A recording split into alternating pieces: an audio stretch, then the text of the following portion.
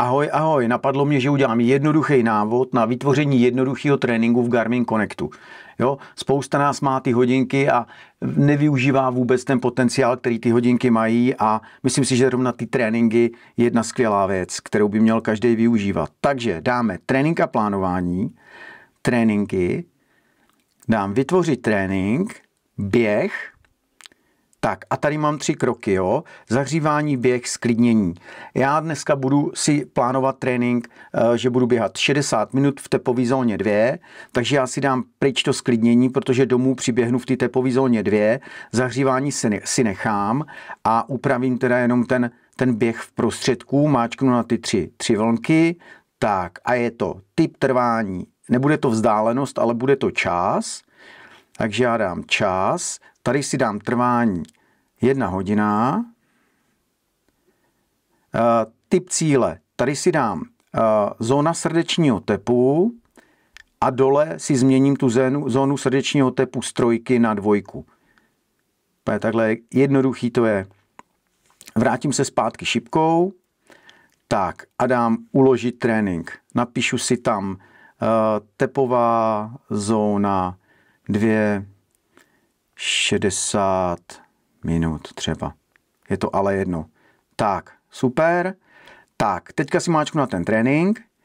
Můžete tady dát, že si klepnete na ty 3 šipky a dáte přidat do kalendáře, což je teda dneska, dejme tomu 13. ledna, a já tady ještě ťuknu na ten telefonek a odeslat do zařízení. Jo? Takže odešlu to do zařízení, můžu ještě jako synchronizovat pro jistotu, když se ty hodinky, a tady mi vyskočil ten trénink už, jo? Tady mě vyskočil ten trénink a já si jenom zapnu hodinky. Tak a teď je to jednoduchý. Spustíte si aktivitu běhu, dáte běh, jelikož to máte v kalendáři, tak už tam vidíte tu tepovou zónu 2, 60 minut a dáte spustit trénink. Jo, počkáte si na satelity, já to zmáčknu a jedem trénink, jo. A probíhá ten první krok zahřívání, jo, když prostě jdete pomalu, trošku se protáhnete, cokoliv. Jakmile budete už trošku protažený nebo zahřátý, zmáčkněte tady to spodní tlačítko a běží ten trénink. Jo, a teďka se vám to bude odečítat,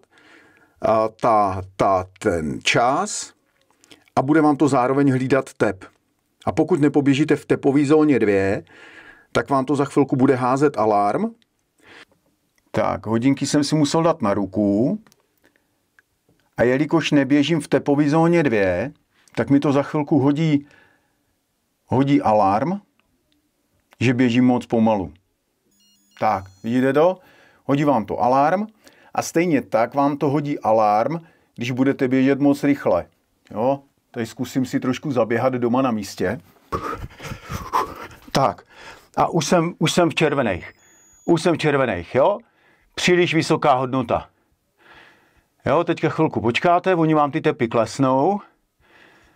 Ideálně se zastavit v tu chvilku, když běháte tu tepovou zónu 2, aby se vám ty tepy uklidnily. Tak. Zastavil, už to jde dolů. A vrátí se vám to zpátky. Jo, furt to hlásí vysokou hodnotu. A to stojím. Vrátí se vám to zpátky a zahlásí vám to alarm, že jste zase v normě. Takže na konci toho tréninku vypnete hodinky nebo dáte stopku, uložíte trénink, nově vám tam přibude menu, jaký jste měli úsilí u toho tréninku. Jestli ten trénink byl lehký, obtížný, velmi obtížný, jo, extrémně obtížný, maximální, můžete to i přeskočit, jak dám, že byl lehký a jak jste se cítil u toho tréninku, jestli silně, jo, jestli jste byl slabý, já normálně, protože to byla jako dneska bída, tak dám hotovo a nově mi v Garmin Connectu u té aktivity, když si ho rozkliknu, tak vyskočí takový jakoby podmenu, kde skóre provedení, kde to bylo. Trénink byl úspěšný na 33%, cítil jsem se normálně a úsilí bylo lehký. A kdyby se vám náhodou stalo, že byste neviděli tady hnedka na začátku ten trénink, já to přeskočím schválně, a skočil vám tam rovnou tady ten běh, tak podržíte tady to prostřední levý, dáte tréninky, dáte tady tu knihovnu všech tréninků a tady je ten trénink taky. Jenom ho zmáčknete zase tady tím vrchním, spustit trénink a jede to úplně to samý. Tak to je celý. Doufám, že to někomu pomůže a jestli bude chtít někdo nějaký podobný návod nebo radu, tak milé rád něco natočím. Jo? Tak čau.